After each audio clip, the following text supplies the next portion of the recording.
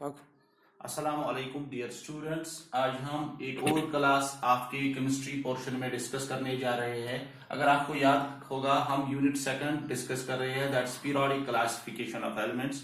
और इसमें अब तक हमने दो क्लासिफिकेशन डिस्कस की है। One is Dobereiner's law of triads and second one is Newlands law of octaves, और उन दोनों की लिमिटेशंस भी हमने देखी है। इन दोनों साइंटिस्ट्स के बाद इन 1869 एक रशियन केमिस्ट आया जिसका नाम था डिमित्री मेंडेलीव। इसने भी जो प्रॉपर्टी सिलेक्ट की फॉर क्लासिफिकेशन ऑफ एलिमेंट्स वो थी एटॉमिक मास। तो मेंडेलीव ने क्या ऑब्जर्व किया? इसने ऑब्जर्व किया when elements are arranged in the order of their increasing atomic masses, the properties of elements are repeated at certain regular intervals.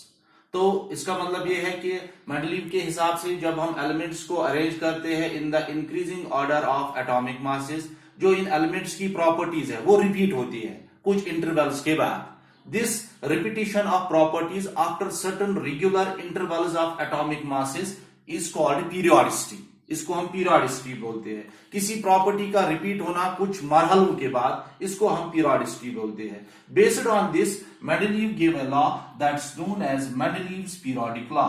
What does this law states that? This law states that the properties of elements are a periodic function of their atomic masses. इसका मतलब यही है कि जब हम elements को arrange करते हैं in the increasing order of atomic masses, तो एलिमेंट्स की प्रॉपर्टीज रिपीट, हाँ एलिमेंट्स नए आ रहे हैं, एलिमेंट रिपीट नहीं होता है बल्कि प्रॉपर्टी रिपीट होती है।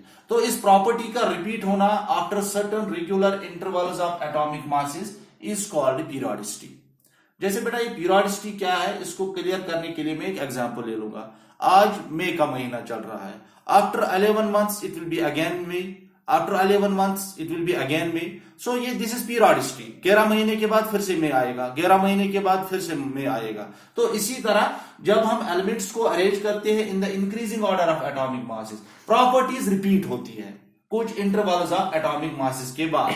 This repetition of properties after certain regular intervals is known as periodicity.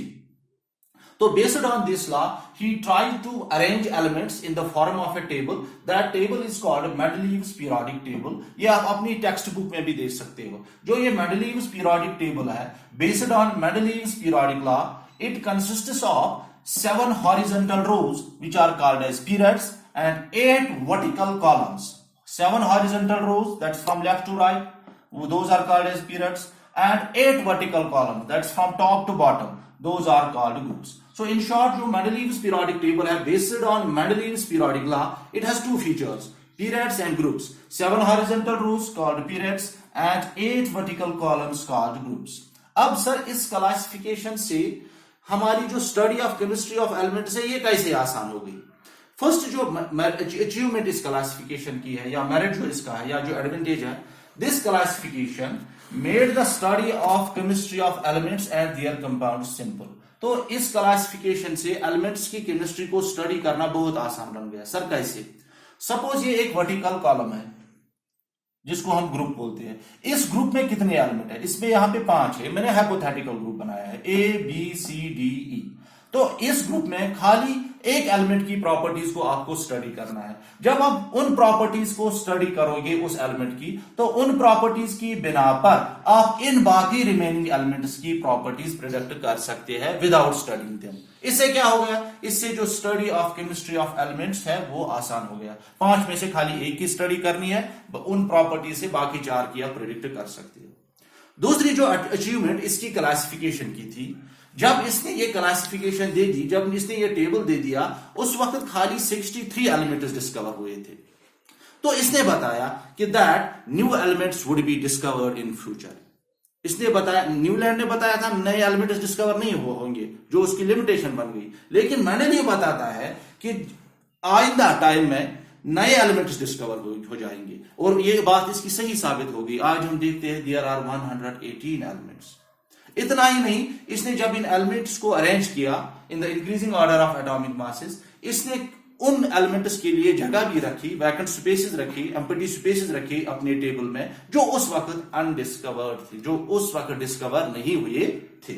इतना ही नहीं, इसने एक और इसकी जो अचीवमेंट थी वो ये थी जो उस वक्त अनडिस्कवर्ड एलिमेंट्स थे, उनकी प्रॉपर्टीज भी इसने पहले ही निकाल के रखी थी।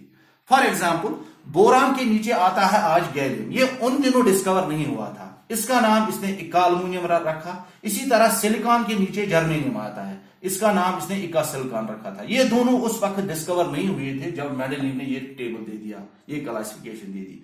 तो जब लेटर ऑन ये दो एलिमेंट्स डिस्कवर हुए और इन जगह पे अकोमोडेट हो गई और इनकी प्रॉपर्टीज एक्सपेरिमेंटली स्टडी की गई, बिल्कुल वो प्रॉपर्टीज जो एक्सपेरिमेंटली इनकी स्टडी की गई वो मेल खाती थी, वो मैच हो रही थी with those properties predicted by Mendeleev. तो ये एक बहुत बड़ी अचीवमेंट थी मेंडेलीव की। इसकी एक और बड़ी अचीवमेंट ये है, it's periodic table could accommodate the noble gases when they were discovered। जो ग्रुप 18 एलिमेंट्स है, helium, neon, argon, krypton, xenon, radon, वो एलिमेंट्स जब इसकी क्लासिफिकेशन में बिठाए गए तो बाकी एलिमेंट्स की क्लासिफिकेशन में कोई असर नहीं पड़ा, जैसे न्यूलैंड में पड़ रहा था। तो these were some achievements of Mendeleev's periodic table। इंशाल्लाह नेक्स्ट क्लास में हम इसकी ड्रॉबैक्स डिस्कस करेंगे।